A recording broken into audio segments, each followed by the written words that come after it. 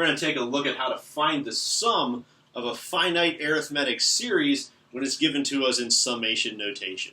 If you remember your formula for this, for the sum of a finite arithmetic series, it's S sub n equals n over 2 times a sub 1 plus a sub n. So we need to know how many terms there are.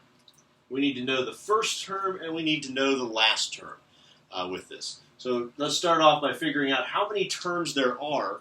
If I look, n goes from 1 to 70. That's pretty easy to figure that out for this one. I count from 1 to 70. There's going to be 70 terms with this. Sometimes students will get tripped up if this number is something different.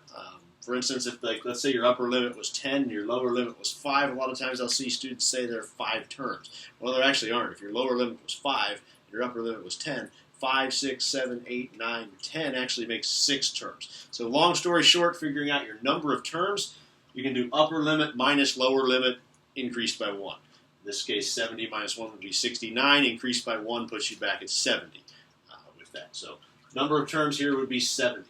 And then to find your first term and your last term, you just need to plug your lower limit in for n, see what you get, and plug your upper limit in for n and see what you get.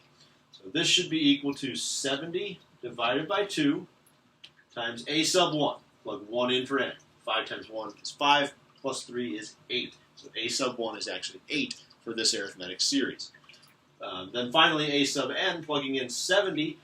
70 times 5 would be 350, plus 3 would be 353 with that.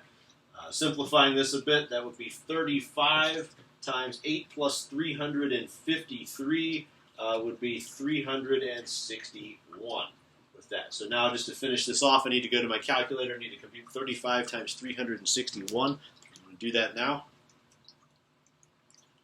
And I get 12,635. So the sum of this finite arithmetic series is 12,635. Certainly wouldn't want to write out all 70 terms and add them up. This formula makes it much simpler for me to do. But to be able to use this formula, I need to know my number of terms, my first term, and my last term. That's how you do that.